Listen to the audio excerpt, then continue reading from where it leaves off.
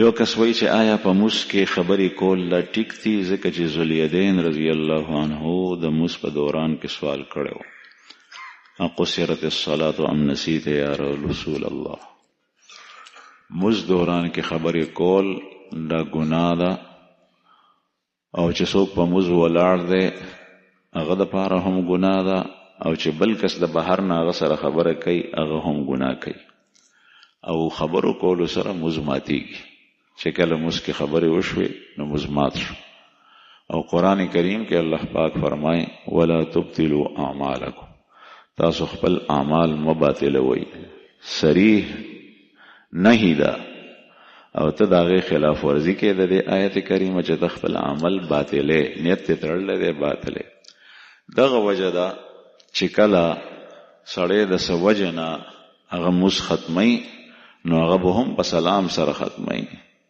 چې موس مثلا څه غلطي وشوه نو السلام علیکم ورحمت الله او د موس نه اوزه.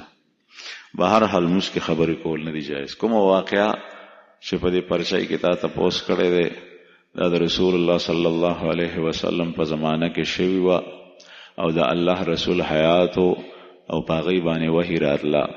دې صحابي دا سوال په موس کې نه و کړی، د الله رسول سلام ګرځولی او د موس نه وتی و، خو البته بیا باقي موزې بیا وروستو دې نه پس کړی دی. نو هغې صاحب وحي په هغې باندې د اسمان نه وحي راتله، دغه وخت کې په دې موقع باندې دا جایز شي.